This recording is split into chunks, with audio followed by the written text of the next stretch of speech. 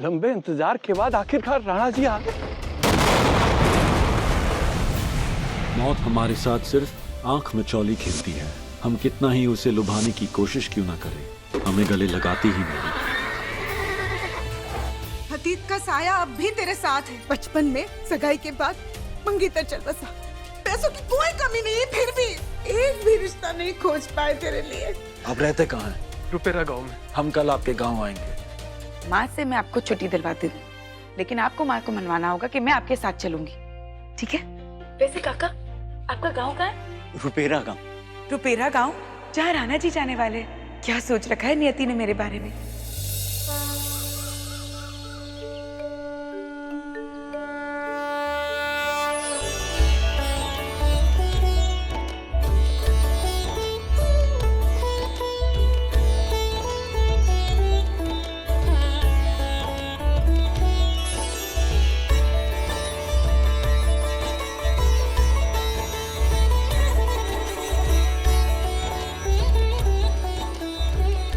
माँ, गिरधारी काका को एक दिन की छुट्टी मिल सकती है? वो उनकी बेटी बीमार है ना, तो उन्हें बस उससे मिलने जाना है।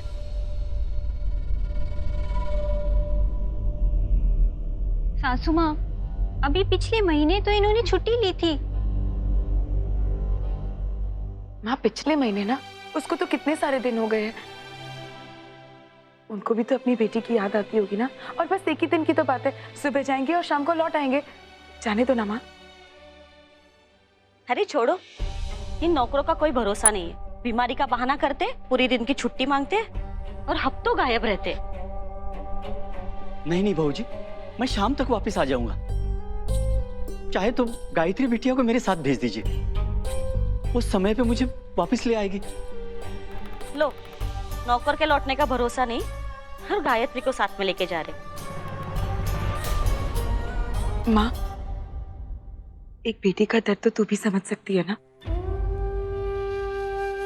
उस बेटी का जिसके ससुराल वालों ने उसे खोटा सिक्का कहकर लौटा दिया, और उस बेटी का जिसके भाग्य में ससुराल जाना लिखा ही नहीं है। माँ, तो उस बेटी के आंसू पोंछती है ना, उसे दिलासा देती है, उसे संभालती है। तो काका अपनी बीमार बेटी को देखने क्यों नहीं जा सकते माँ? नहीं,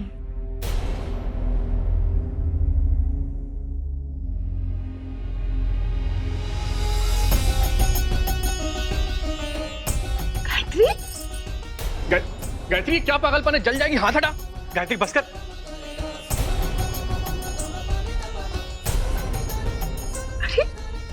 मन के जलने के आगे हाथ का जलना कुछ नहीं होता। अरे, पर हाँ, मन हो या शरीर, दोनों जल के राख हो जाता। हो जाने तो।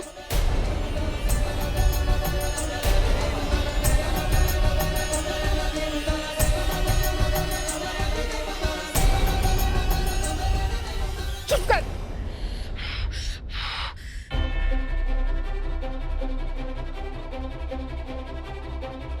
मैं काका के साथ जा सकती हूँ ना माँ? पूरी हथेली जल के लाल हो गई है। बड़ी बहू, जल्दी से लेप ले आओ ना।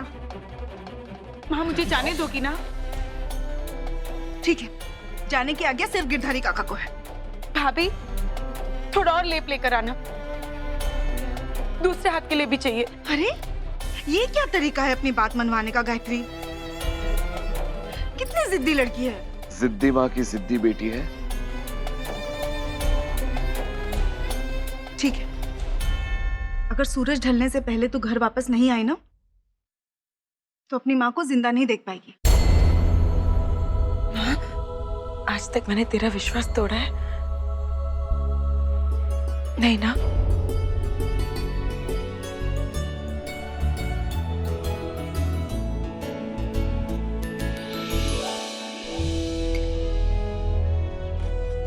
राणा जी, हमें आपसे बहुत जरूरी बात करनी है। लगान के प्लान को डिस्कस करने के लिए ब्रिटिश रेजिडेंट ऑफिसर आ रहे हैं। इस वक्त मुमकिन नहीं राजमाता, वादे के मुताबिक हमें कहीं और पहुंचना होगा। आपकी अपॉइंटमेंट्स के बारे में राजमाता को खबर ही नहीं? ये एक अनऑफिशियल अपॉइंटमेंट है राजमाता। एक सिपाही को मुश्किल वक्त में अपने साथी सिपाही की जरूरत है, इसीलिए हमें अभी जाना होगा। सिपाही, आप ये शायद भूल रहे हैं कि यह आपकी जंग का मैदान नहीं, आपका राजमहल है। राजा को प्रोटोकॉल के हिसाब से चलना पड़ता है। शिष्टाचार क्या होता है ये आप शायद अच्छी तरह समझते हैं। शिष्टाचार, प्रोटोकॉल,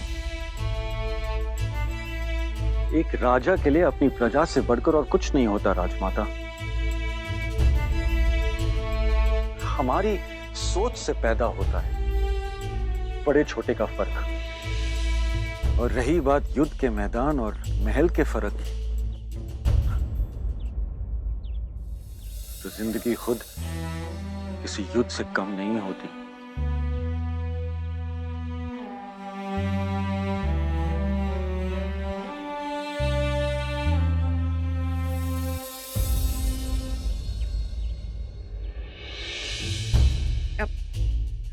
आप इसे एक बार देख तो लीजिए।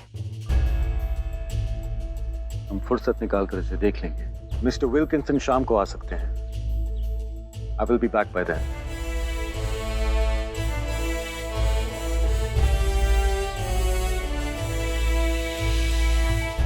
मिस्टर विल्किंसन ने जो प्रपोजल दिया है, राजमाता को उससे बहुत उम्मीद है। हमारी सारी मुश्किलें दूर हो जाएंगी यशोदा, अगर राणा जी अपने तरफ से हाँ कह दे।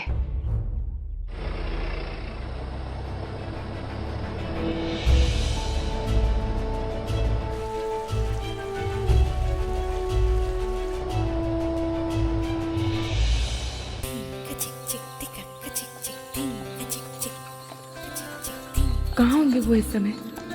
रास्ता तो यही है रुपैरा गांव का, तो फिर दिखे क्यों नहीं?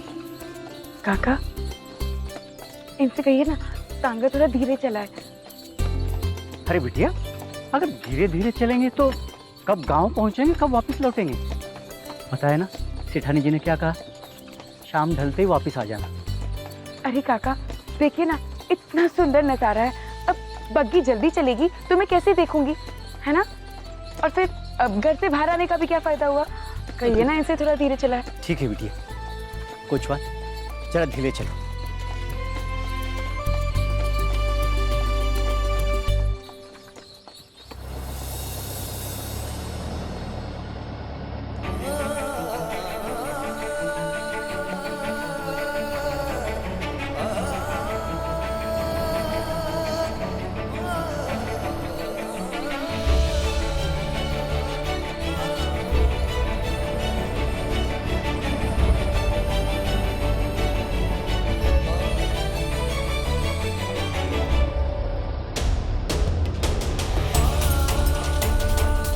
अरे काका, इनसे कहिए ना तांगा थोड़ा तेज चलाए। कब कब आपके गांव पहुंचेंगे? शाम हो जाएगी, जल्दी चलिए। अरे बिटिया, अभी तुम्हें तो कहा था कि धीरे धीरे चलिए। काका मैं तो कुछ भी कहूंगी और आप मेरी बात मान लेंगे। आप भूल गए, आपने माँ से वादा किया सूरज ढलने के पहले आप मुझे घर पहुंचा देंगे। आप क्या कर रहे हैं? कहिए ना उसे जल्दी चलाने के लिए। हाँ हाँ कोचवान, जरा जल्दी चलो। एक झलक भी नहीं देख सकी, राणा जी की गाड़ी सर से निकल गई। हुकुम, हुकुम, 2 साल पहले बादल नाम भर के लिए बरसे हैं। सूखा पड़ा हुआ था और बरसात बहुत देर से आई थी, जैसे इस साल भी हुआ है। जी हुकुम, जो थोड़ा बहुत अनाज पैदा हो जाता है उसका आधे से भी ज्यादा हिस्सा राज परिवार और अंग्रेजों को चले जाता है लगान के रूप में। अब मुट्ठी भर अनाज से इतने बड़े परिवार का गुजारा कैसे होगा हुकुम?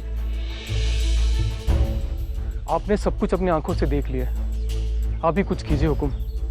सिंचाई के लिए पानी दिलवा सको हम किसानों को, तो बरसात के भरोसे रहने की नौबत ही नहीं आएगी। हुकुम, 4 साल पहले शाही खजाने से ये नहर बनवाई गई थी। 4 साल पहले ही शाही खजाने से नहर बनवाई गई थी, क्या वो काफी नहीं है? अभी आते समय ही हमने देखा पानी की कमी नहीं होनी चाहिए वो पानी हमें मुफ्त में नहीं मिलता हुकुम, हमें उसका दाम चुकाना पड़ता है। और वो हमारी बस की बात नहीं। हुकुम, हमारे पास इतनी रकम है ही नहीं, हम चुंगी कहाँ से देंगे? हमारे नहर के पानी पे टैक्स? किसकी आज्ञा से? आपके चाचा जी कुंवर चंद्रवदन के हुक्म से।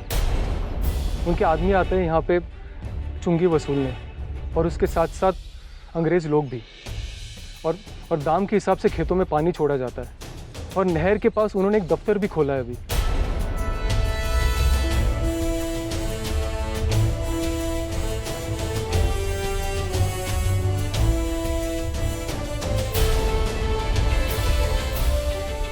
रास बिहारी, हम उस जगह को अभी के अभी देखना चाहते हैं।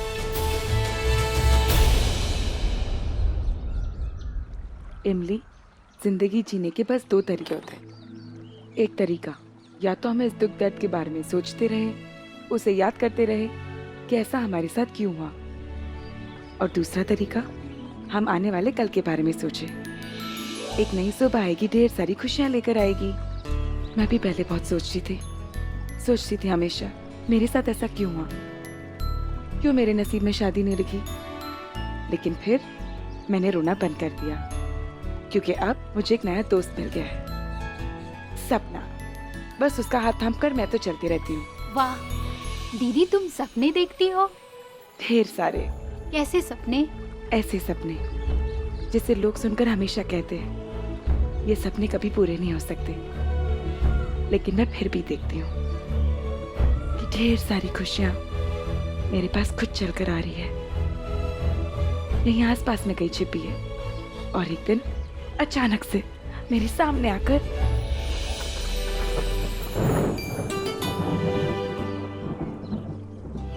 खड़ी हो जाती है।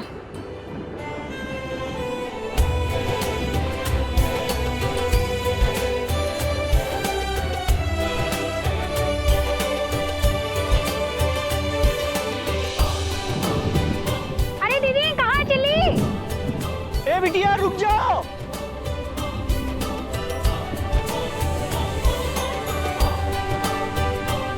अरे आगे फिसला ना, रुक जाओ।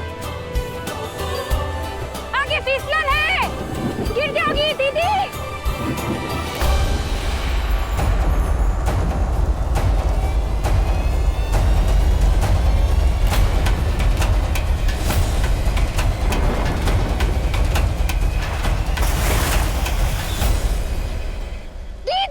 ए बिटिया, कोई लड़की नहर में डूब रही है हुकुम।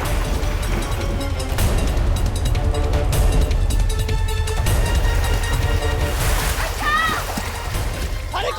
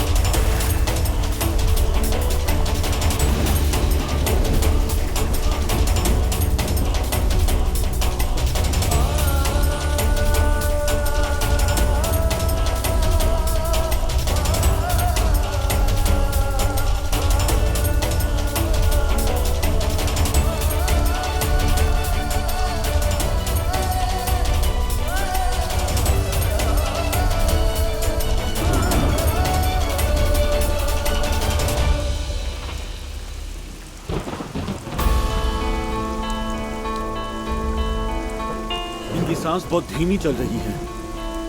ये तो बड़ी चिंता की बात है। अब क्या करें हुकुम?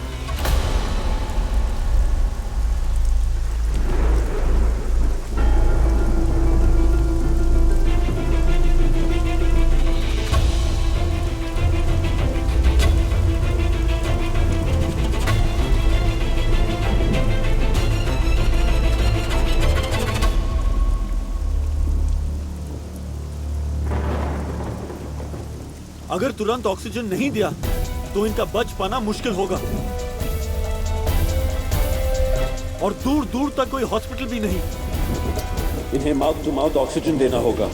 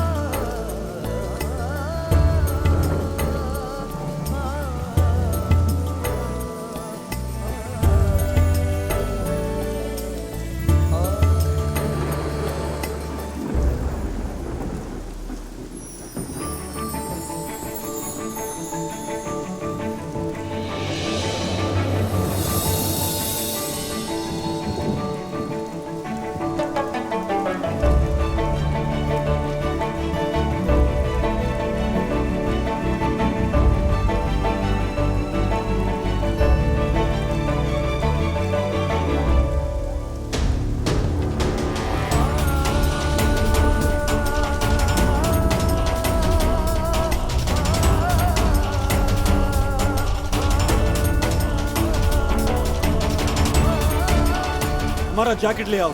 हाँ।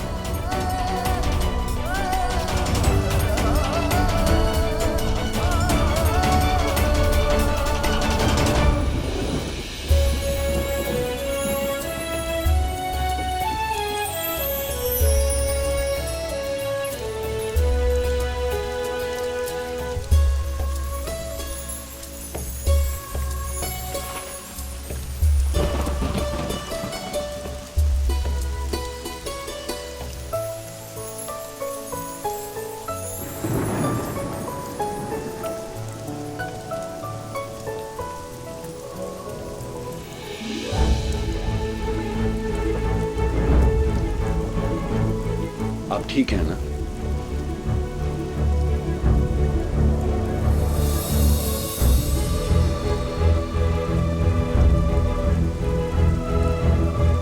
आप है कौन?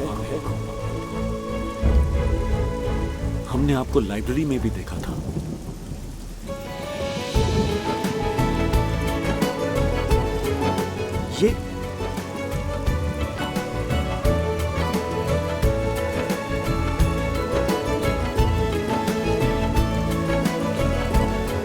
ये मेरी बेटी है हुकुम।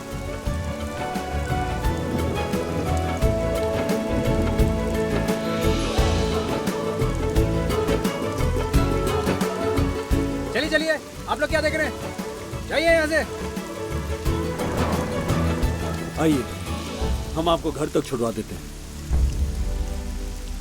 नहीं नहीं हुकुम, हम चले जाएंगे। आपका बहुत बहुत धन्यवाद।